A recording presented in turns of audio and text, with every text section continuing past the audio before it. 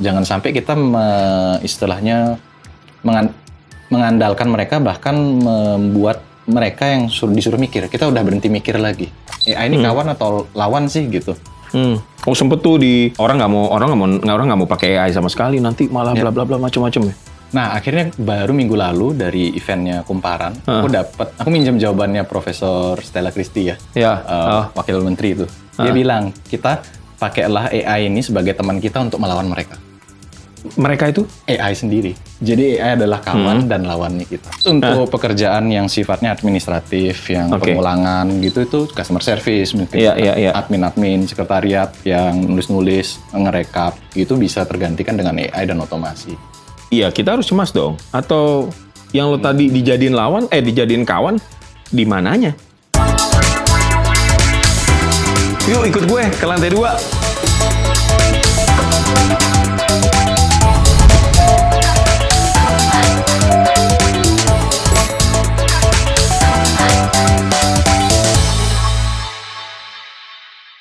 Ya, kita ketemu lagi di podcast Lantai 2 Suara Surabaya bareng gue Adit Jufiansah. Dan seperti biasa, di podcast Lantai 2, gue bakal ngadirin teman-teman gue yang punya sesuatu yang bisa lo dapet insight-nya. Nah, di edisi kali ini, gue minta lo nonton sampai habis. Karena kenapa? Ya, karena lo yang pakai AI setiap hari, lo yang pakai AI di kehidupan lo, di profesi lo, pokoknya macam-macam lah yang berhubungan sama teknologi.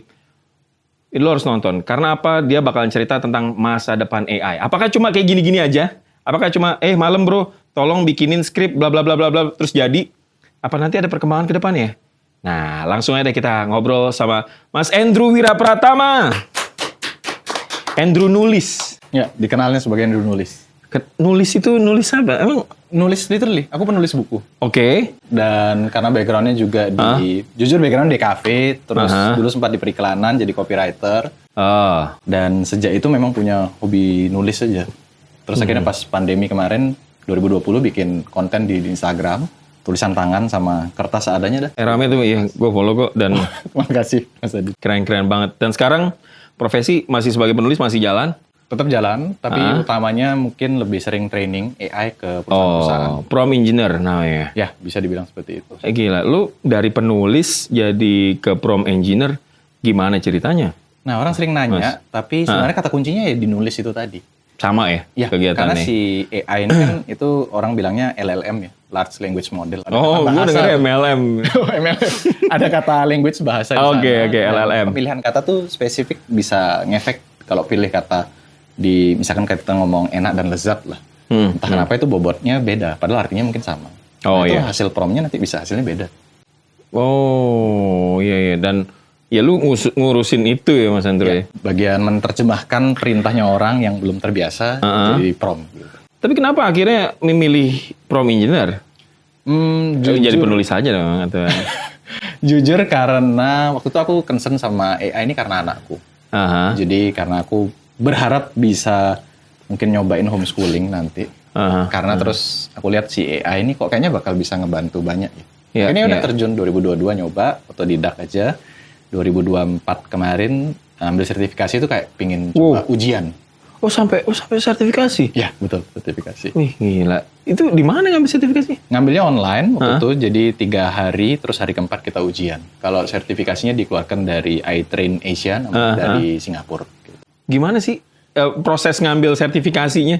Lu cuma dikasih pelatihan prompt gitu? Ya, dikasih. Jadi kita diceritain tentang AI sekilas, terus diajarin tentang prompting, tips-tipsnya gimana, logikanya gimana. Terus setelah itu hari keempat tuh ya ujian kayak praktek aja. Maksudnya ujian pertanyaan. Oh, lu belajar logika dari AI? Logika prompting ya? Logika prompting? Ya, betul. Semakin pusing saya, logika ini baru awal nih ya, udah keluar istilah apa, logika prompting lah, dan macam-macam tadi. Itu gimana, lu kok bisa tertarik tuh gara-gara anak apa nanyain lo, Pak ini gimana?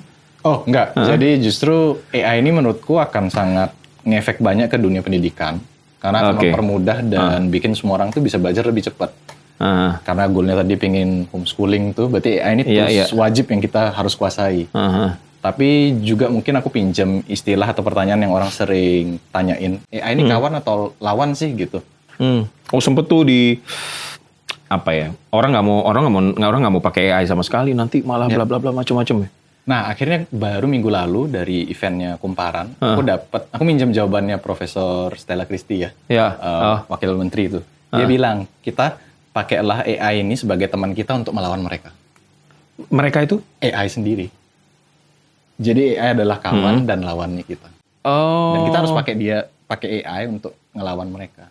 Oke, semakin ribet, semakin pusing. Ngefeknya karena kan orang banyak tanya nih, nanti pekerjaanku itu bakal kegantiin AI nggak sih? Iya, itu kayak pertanyaan paling gampang orang sering nanyain kan. Orang takut tuh profesinya digantiin tuh. Nah, secara riset dibilang 170 juta pekerjaan baru dan sekitar 78 apa 98 aku lupa itu pekerjaan akan digantikan gitu.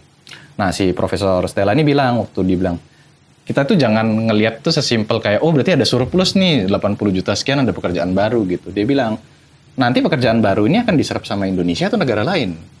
Terus jangan sampai yang 90-an yang hilang ini dari negara kita yang mayoritas gitu. Oh, kerjaannya muncul di sana? Iya, kerjaannya yang muncul hilang di sini? Iya, benar kayak gitu. Jadi kita butuh training kesananya itu. Oh gitu. Sebentar kalau lu prediksi gimana? Sampai sekarang nih? Bakalan at least untuk pekerjaan yang sifatnya administratif, yang pengulangan gitu, itu customer service, mungkin admin, sekretariat yang nulis-nulis, ngerekap, itu bisa tergantikan dengan AI dan otomasi. Oh, I see. Berarti ya kita harus cemas dong? Atau yang lo tadi dijadiin dijadiin kawan, di mananya? Nah, jadi kalau kembali ngutip si Profesor Stella, dia bilang, tuh ilustrasinya bagus sih. Waktu itu dia nanya, apakah di sini teman-teman ada yang masih ingat belajar Microsoft Word nggak, ngetik-ngetik gitu kan? Iya. Dia bilang, oh iya beberapa angkat tangan termasuk aku gitu. Wah, kita satu usia, dia bilang. Coba kalian lihat teman-teman yang masih kayak mungkin Gen Alpha lah gitu, yang masih kecil-kecil gitu. Mereka kan nggak diajarin pakai Microsoft Word, tapi mereka bisa pakai langsung gitu. Ya ilustrasi itu yang dia bilang kayak, ya kita jangan ngajarin anak kecil pakai AI karena dia akan terbiasa dengan alaminya, tapi justru yang pekerjaannya bakal tergantiin, ini yang harus diajarin duluan. Jadi mereka bisa beradaptasi dan menggunakan AI sebagai temannya mereka untuk tetap relevan, tetap bekerja, bahkan lebih cepat dan lebih kualitasnya lebih bagus. Oh ya, yang urusannya keadministratifan itu. Ya betul, merangkum, analisa, administratif yang pekerjaan berulang. Oke, sebenarnya Mas Andro tuh udah pernah ngomong juga ke gue waktu di beberapa kali ya kita ketemu. Kalau AI, jangan dibandingin AI yang dulu banget muncul sama AI yang sekarang. Karena progresnya udah jauh banget. Kalau dulu mungkin dia muncul sebagai kuda poni kecil. Sekarang udah jadi... Ya, tambah gede itu. Tambah gede, tambah cepat, benar. Sekarang udah sampai di titik mana tuh? Cukup cepat tapi belum sedewasa itu. Dalam arti kalau lagi-lagi lihat data ada MIT Sloan namanya. Mereka riset tentang AI dan papernya itu Generative AI Divide gitulah, ada di internet, bisa di googling sendiri. Nah, si AI sekarang itu masih belum bisa untuk mengingat, jadi memorinya belum terlalu banyak. Mereka belum bisa belajar sendiri atau istilahnya beradaptasi dengan apa yang harus dikerjakan, dan mereka belum bisa eksekusi sendiri. Nah, 3 keahlian ini yang sebenarnya kita butuhin atau nantinya akan bisa membantu kita banyak. Tapi AI belum sampai tahap ini. Sekarang pun kalau dilihat mungkin kita sebutnya agentic AI, itu baru mulai tahun ini. Jadi tidak semua pekerjaan akan terdampak, menurut saya seperti itu. Sampai sekarang? Sampai sekarang. Tapi ya nggak tahu kapan. Mungkin bisa aja seminggu lagi, 2 minggu lagi, atau beberapa tahun ke depan gitu. Atau hasil riset yang ngomongnya 2030 lah. Cepet banget loh itu. Iya, 5 tahun lagi. 5 tahun lagi loh? Iya benar, 5 tahun lagi. Bisa, iya dipercepat juga bisa ya ketika... Dipercepat bisa. Nah balik lagi ke logika prompting yang akhirnya lo ambil sertifikat, lo diajarin di sana. Logika prompting tuh kayak gimana sih? Maksudnya? Logika prompting itu sebenarnya istilah yang aku bikin. Jadi prompting itu seringkali dibikin ribet. Kayak sesuatu yang ya nggak semua orang bisa, kayak programming zaman dulu. Iya. Jadi kayak seolah-olah orang biasa ya lu nggak akan bisa gitu. Kalau kita yang ngerti ya bisa. Itu yang berusaha aku lawan dan itu yang berusaha aku jelaskan sesederhana mungkin. Karena per hari ini pun model AI kayak GPT-5 dan teman-temannya yang beda perusahaan itu semakin pinter kok. Jadi prompting itu sebenarnya semakin sederhana harusnya. Semakin sederhana dan nggak akan terlalu relevan. Jadi bukan sesuatu skill yang wajib tanda kutip orang punya. Oh, terus lu ngapain ngajarin terus? ngajarin logikanya. Jadi biar mereka caranya pakai, terus nyambungin ke kerjaan yang bisa langsung kepake ini gimana. Kadang sesimpel kita nanya dan memerintah si mesin, itu sama seperti kita minta ke teman kerja misalkan. Wah, teman kerja gue nggak ada yang bisa jawab. Kalau teman kerja kita ngerti, ya bisa. Nggak ada yang ngerti teman kerja gue. Oh iya. Nah kalau manusia ngerti, mesin pasti ngerti. Nah jadi kadang kita nggak kebiasa aja. Nah itu ya prinsip. Kalau lo nggak bikin prompt, lo ajak dia untuk berpikir. Ya. Ajak dia untuk berpikir, ajak dia untuk menjadi sesuatu. Ya. Berperan sebagai seseorang. Berperan sebagai seseorang. Nah, sebenarnya kalau prinsip dasar kita, manusia, untuk merancang prompt yang efektif tuh kayak gimana berarti? Nah, jadi prompting bisa dibagi dua dulu. Prompting yang pertama yang kita mungkin istilahnya sering gunakan tuh ya kayak nanya ke Google aja. Oh iya. Kalau yang nanya atau merintah-merintah seperti itu, ya udah kita ibaratnya selama manusia ngerti, mesin pasti ngerti kok. Jadi nggak usah diribetin. Nah, tapi kalau kita mau minta AI ini semi kayak teman berpikir atau konsultasi, itu yang harus agak ribet atau lebih detail dikit. Prinsipnya sebenarnya cuma dua, jadi kita ngasih tahu dia kebutuhannya kita, konteksnya secara detail. Dan kedua, ya udah kita kasih tahu tujuannya atau permintaannya kita ini apa. Sebenarnya sesederhana itu. Contoh mungkin aku ngambil dari istriku ya, dia kan desain nih. Terus satu waktu tuh pingin coba pakai AI, bikin gambar dan bla bla bla gitu loh. Desain kemasan konteksnya. Nah terus udah dibikin dari sketsa, diwarnain sama AI, tapi hasilnya masih belum sesuai yang dia mau. Terus dia bingung, nih saya harus merintahin apa nih biar bisa ngerevisi desainnya sesuai gitu.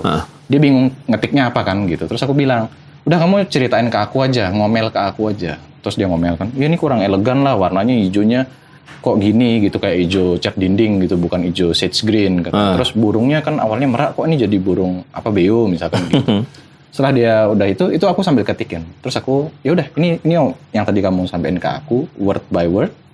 Aku enter, udah. Terus hasilnya bagus. Jadi prompting itu kadang bisa dibilang sederhana kita ngomong ke orang lain.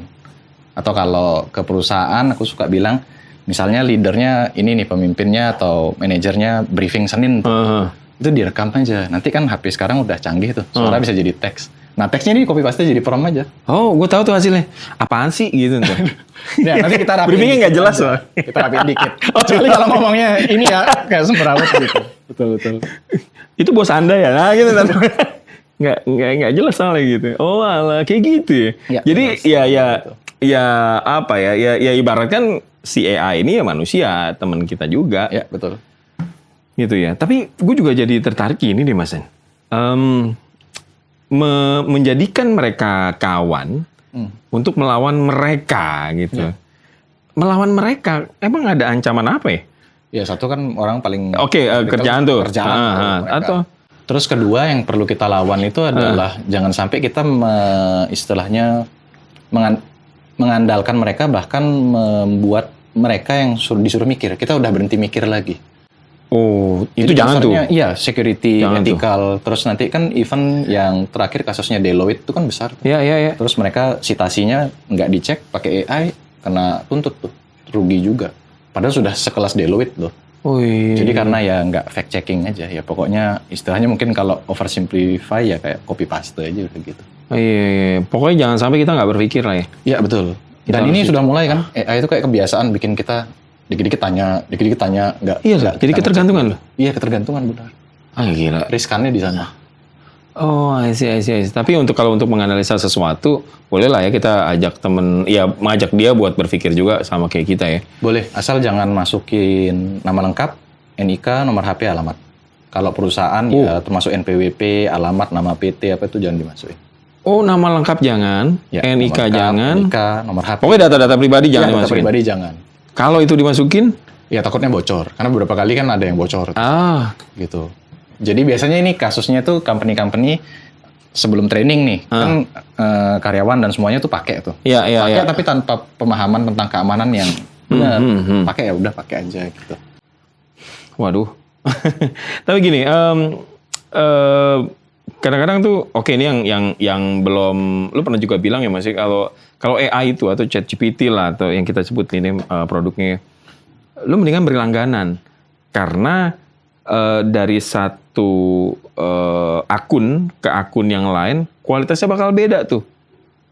Tergantung cara kita ngajak ngobrol ya. Tergantung cara kita ngelatih dia tentang kita ya. Iya, ngelatih itu ya. Terus kalau yang langganan biasanya terutama yang udah sifatnya digunakan untuk usaha, sebaiknya langganan yang bisnis aja. Karena keamanan data lebih dijaga dan lebih istilahnya lebih aman lah gitu, sudah sertifikasi gitu.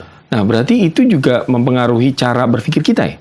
Cara berpikir kita menulis, bikin karya gitu. Betul. Selama kita di awal ngerjain, istilahnya kita ngenalin diri kita dulu lebih detail, itu kerja promptingnya akan lebih ringan. Oh. Jadi nggak perlu prompting terlalu ribet, ulang-ulang gitu. Iya. Tapi yang hebatnya nih guys ya, Mas Andrew ini bisa ngenalin, ini hasil AI nih. Ini enggak nih. Sebegitu detailnya loh. Mungkin karena lebih sering pakai. Karena lebih sering pakai. Ya, betul. Tapi apa kelihatan ya? Ya. Dari apanya sih? Mungkin karena kalau ini tanpa aplikasi cek ini ya, cek AI. Kayak istilahnya satu bahasanya tidak wajar untuk si penulis, apalagi kalau aku kenal misalkan aku kok pakai bahasa kayak gitu. Gak bakal nih. Nggak mungkin lah tipikalnya gitu. Terus kedua memang dari kosakata dan ketiga struktur penulisannya terlalu formal sih kadang. Oh iya? Ya betul. Apalagi awal-awal tuh kayak terlalu pintar untuk manusia sehari-hari gitu kesannya. Terlalu formal lah mungkin. Saya ada tuh temen tuh yang pakai AI. Kayak terlalu pintar teman saya kalau untuk mengeluarkan ini.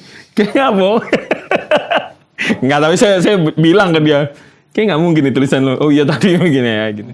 Oh iya. Padahal AI bisa loh disuruh niru kita. Asal kita kasih sampel atau contoh yang cukup buat dia niru gitu. Oh, berarti lama-kelamaan bakal tipis tuh perbedaan AI dengan... Semakin, iya. Bahkan sekarang... Terus gimana hasil dari...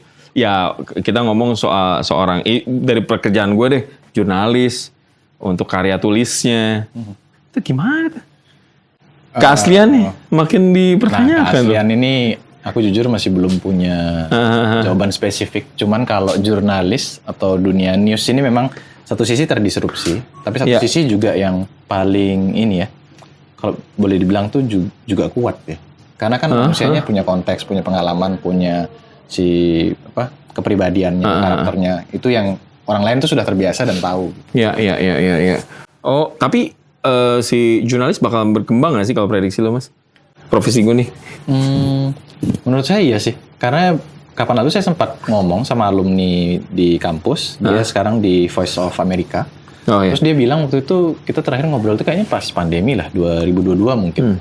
Dia bilang bahkan dari 2018 kalau nggak salah, itu company media di sana sudah pada pakai AI kok. Tapi tetap relevan kok. Oh, keredaksian udah pakai. Iya, dalam arti untuk bikin ini yang title, judul. Jadi mereka bilang biarkan yang kan itu bakal di ranking sama mesin, ya biar mesin yang kerja buat mesin gitu. Yang manusia biar ngerjain yang punyanya manusia aja. Oh, jadi kayak tanda kutip subjektivitasnya si jurnalis aja yang jadi jati dirinya dia. Oh iya. Kalau memang itu ditampilkan di misalkan untuk publishnya di sosial media, publishnya di website gitu, ya nggak masalah. Ya, pemilihan judulnya. Pemilihan judul karena SEO-nya mungkin udah ini kali ya. Benar. Udah akrab ya. Oke. Ya, boleh. Tapi kesalahan-kesalahan kita tuh ini ya, kadang-kadang tuh gue ngeliat, ya gue sendiri juga kadang-kadang tuh kalau lagi malas mikir bener loh. Udahlah, gue tulis aja deh ya ini. Bikin. Jadi, itu salah nggak sih?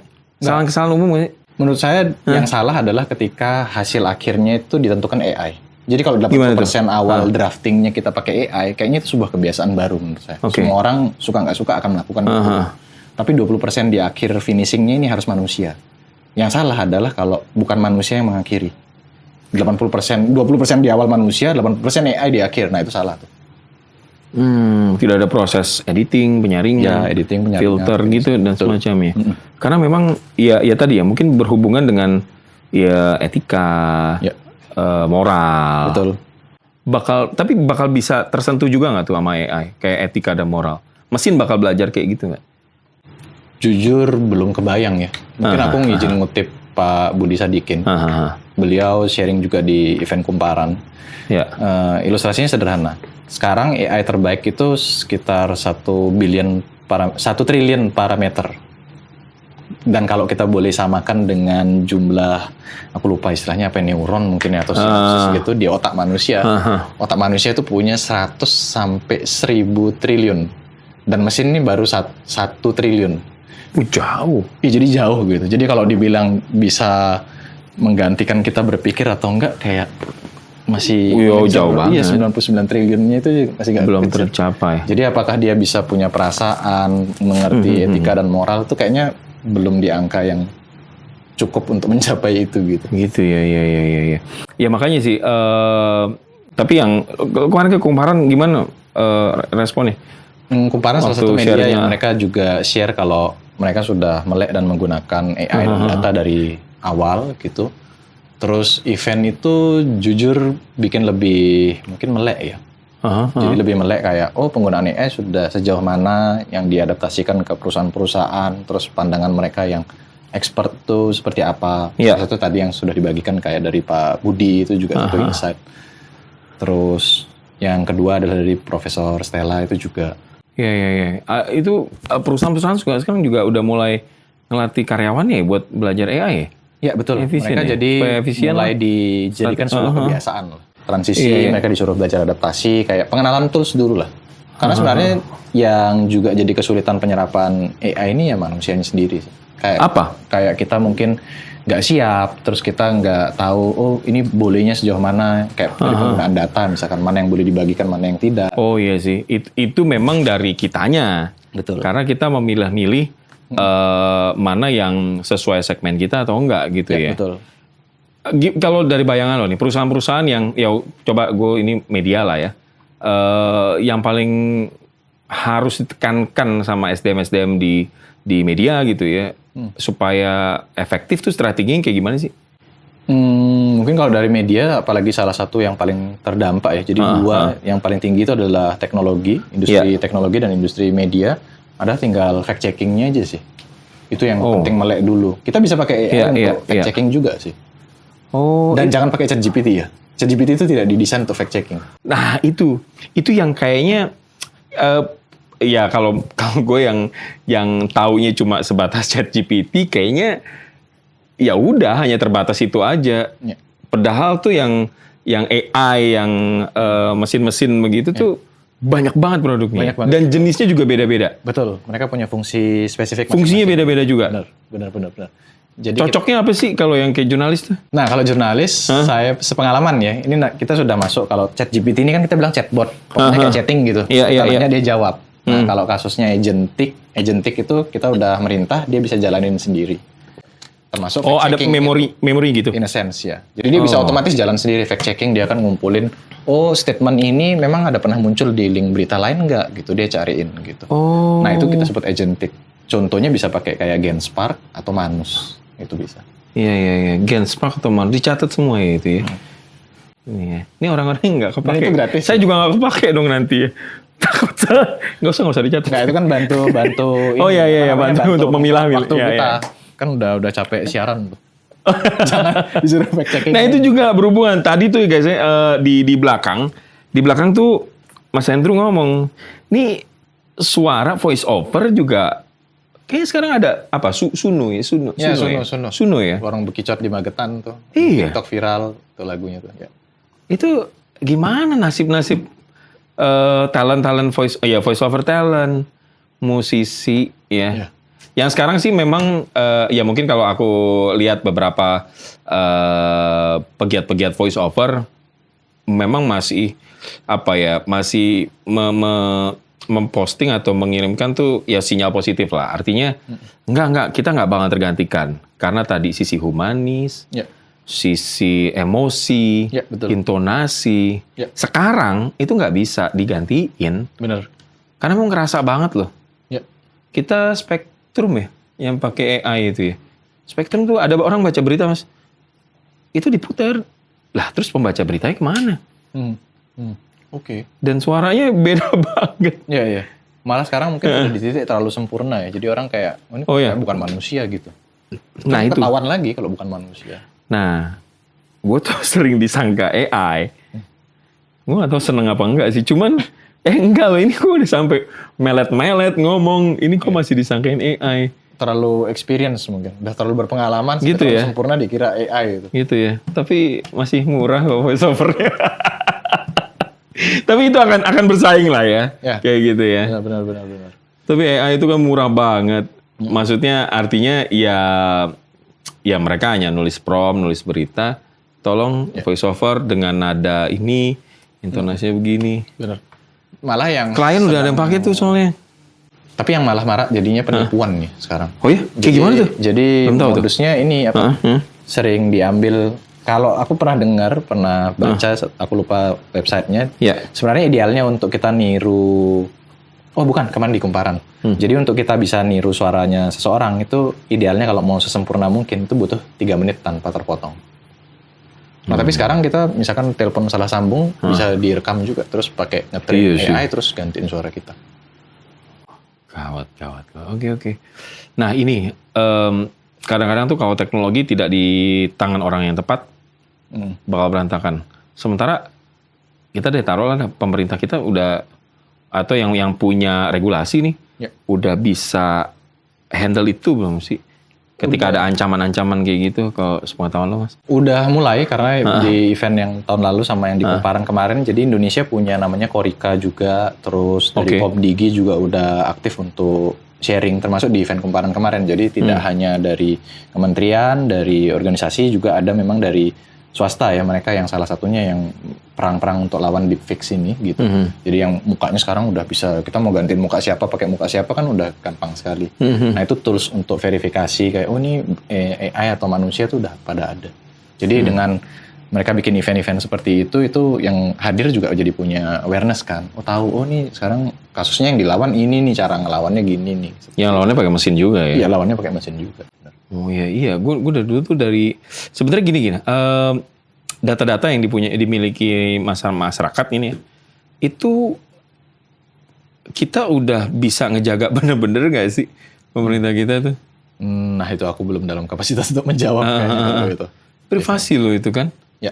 Ya. Tapi kita punya nomor NIK kan kayaknya nggak dibocorin di AI, tapi kayaknya bisa bocor lewat lain gitu. Bisa bocor, tiba-tiba ada yang tiba-tiba orang datang ngaku ini Mbak NIK-nya sekian. Loh kok bener semua? Ya, padahal itu penipuan. Betul. Nah ini, data-data kita yang sebenarnya itu tersebar juga di internet gitu ya. Apakah juga sudah dimanfaatkan dengan baik? Artinya secara positif. Kita udah maksimalin itu belum? Pemerintah kita. Aku belum punya sumber yang banyak untuk bahas itu sih. Iya. Oh iya. Karena gini loh, kita selalu teriak bank data tuh bisnis yang luar biasa. Oh iya betul. Tapi kayaknya baru segelintir orang aja deh yang manfaatin data secara baik ya, secara positif deh. Betul. Dan justru itu ya, melek tentang data ini juga satu concern yang kita semua harus punya. Satu untuk keamanan. Kedua adalah sebenarnya kalau kita mau pakai AI atau untuk dampak positif, ya kita perlu data itu juga sih. Jadi kita harus tahu mana yang boleh di-share sama mana yang enggak. Yang boleh di-share ini sebaiknya ya di-share aja ke AI biar dia lebih bisa bantu kita. Tapi orang yang untuk milah-milah itu yang... Ya benar, itu harus diedukasi terus tuh biar kita semakin tahu nih mana yang boleh mana yang enggak. Ada Pak. Iya. Kitanya nggak boleh gini ya, kalau tadi ngobrol sama Mas Andre, kita nggak boleh dijajah juga sama mesin.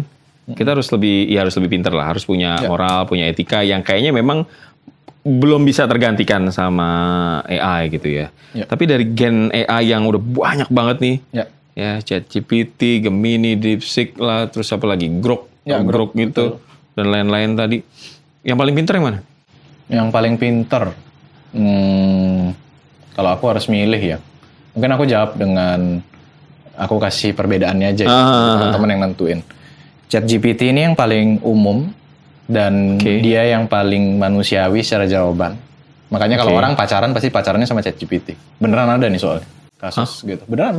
Kira gue, kemarin baca berita ada orang pacaran sama rice cooker. Wah kalau itu cuma nikah dengan rice cooker terus diceraikan karena dia cuma bisa masak nasi gitu ya. Itu dad jokes mungkin.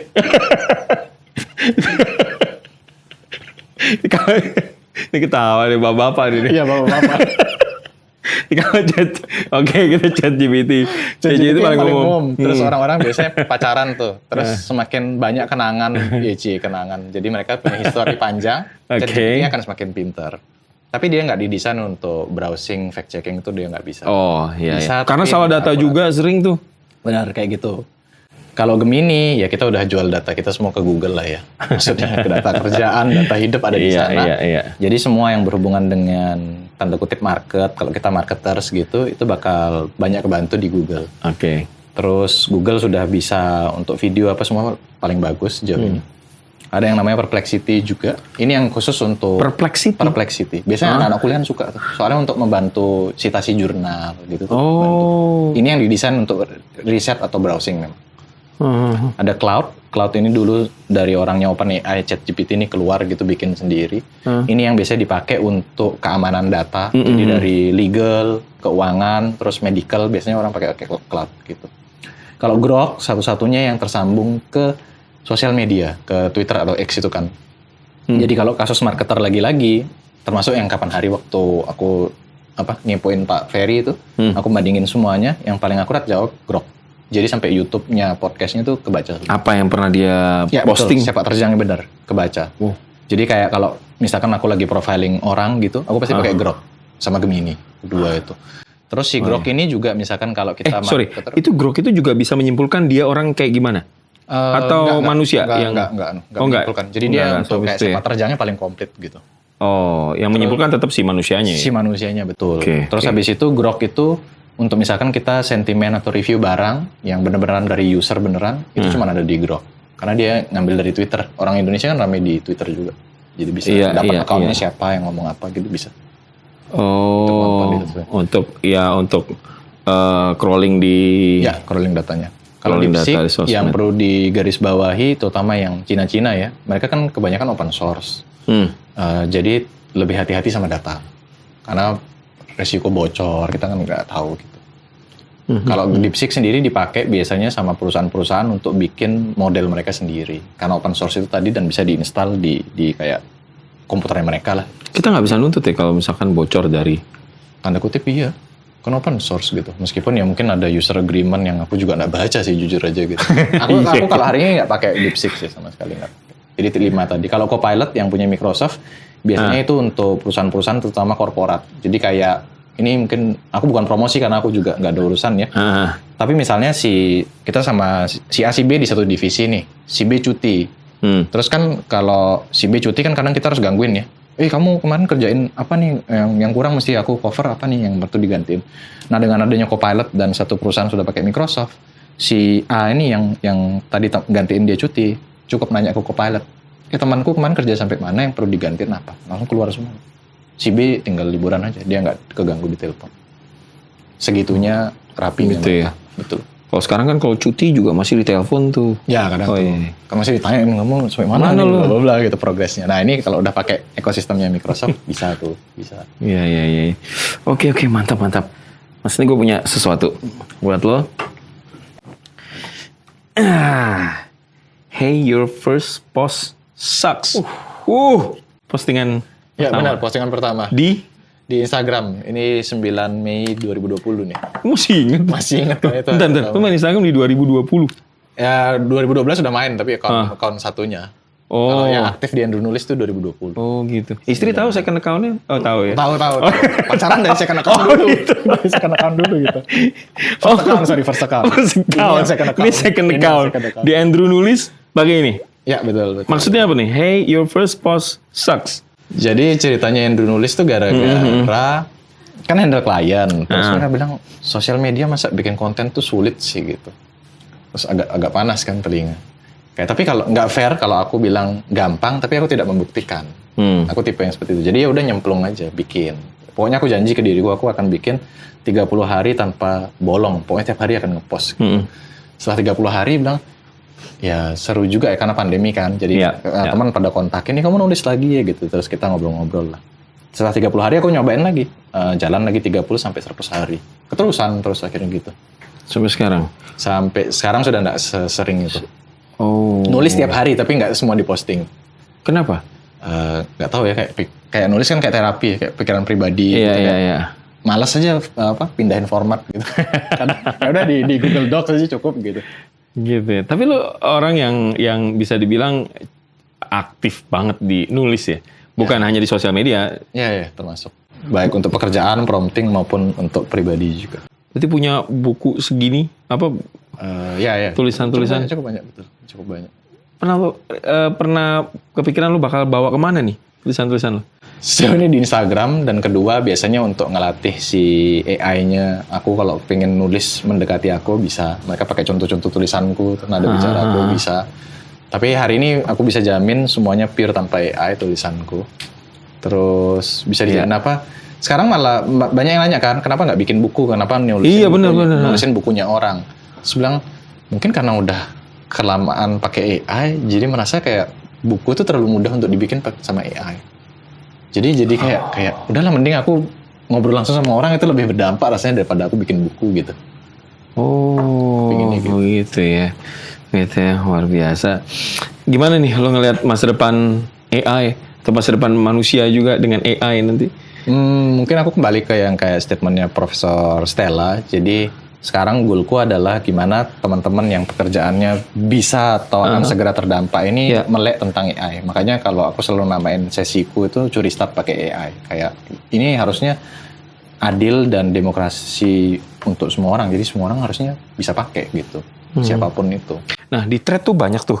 7 prompt yang bikin lo kaya. 7 prompt yang bikin, kan sering ya dipakai prompt ini nih untuk bisa gini-gini. Itu berbahaya, gimana kita nanggepinnya gimana harusnya tuh? Aku untungnya algoritma aku nggak munculin, tapi kalau algoritma gue munculin gitu ya. Kalau sering nanya kali. Sempat tergiur gitu ya. Sempat tergoda. Tapi boleh dicoba copy paste. biar nggak penasaran gitu, kayak copy paste ini beneran kasih tips kaya atau enggak gitu. Iya. Soalnya concerning sih, banyak yang ngambil celah ini untuk jualan prom juga. Akhirnya kasihan yang beli sih menurutku.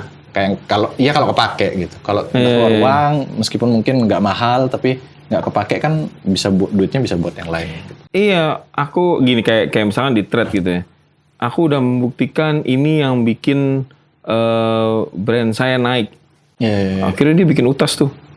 Saya banyak ini. So aku coba, ya biasa aja sih. Nah, ini kasus bagus ya. Teman-teman nanti boleh coba. Jadi itu di copy prompt-nya.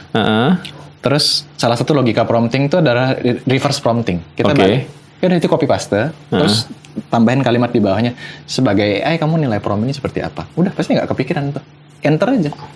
Nah nanti kita bisa nguji setiap AI punya cara berpikir dari jawabannya dia menganalisa itu. Oh gitu ya. Berarti ya tadi prompt menilai AI menilai promptnya si AI itu sendiri. Dari AI untuk AI, betul. Iya. Berarti prompting nanti bakal hilang gitu. Semakin minim ya.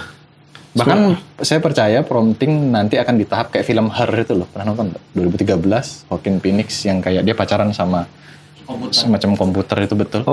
Itu kan dia ngomong aja, kamu nanti misalkan saya mau tolong pesenin tiket ini dong, atau nanti malam makan apa ya, ini jawab pakai speaker. Prompting itu akan seperti sealami kita bicara. Gitu. Saya percaya prompting akan di titik itu. Makanya saya nggak suka untuk terlalu bedah prompting lama-lama. Wah iya. Iya, gue juga dulu kepikiran gini, apapun yang kayaknya ada di film, yang jadi imajinasi si produser gitu ya, atau sutradara, itu bakal ada di dunia nyata. Benar. In a sense ya, semua yang terpikirkan kan udah ada dulu, cuman belum masuk ke publik aja. Iya. Sekarang baru AI masuk ke publik. AI kan udah ada lama juga. Simpson udah meramal apa ya? Nah itu. Boleh nonton, aku belum nonton soalnya. Oke. Mas Andrew luar biasa. Ya apapun yang disampaikan Mas Andrew, semoga aja ini jadi insight yang bisa bermanfaat buat lo. Kalau lo merasa ini ancaman, ya lo nggak bakalan habis ketakutan gitu ya. Pokoknya tadi AI itu bisa kita jadikan kawan untuk melawan mereka, untuk melawan si AI sendiri. Dampak gitu negatifnya yang ditimbulkan mereka. Betul. Siap, Mas, thank you banget, Mas Andrew. Sama-sama. Sukses. Di sini ngajarin siapa lagi? Paling dekat? Biasanya internal sih, nggak boleh sebut nama kalau itu. Gitu ya. Ntar saya ajarin gitu, saya mau bikin catatan adit gitu. Oke, thank you banget buat lo semua yang udah nonton sampai habis di podcast Lantai 2 kali ini. Dan semoga aja itu bermanfaat ya buat lo ya. Bener-bener dipakai tuh apa yang disampaikan Mas Andrew tadi di edisi podcast Lantai 2. Jangan lupa juga lo komen, lo like, dan juga lo subscribe di channel Suara Surabaya Media. Bye-bye.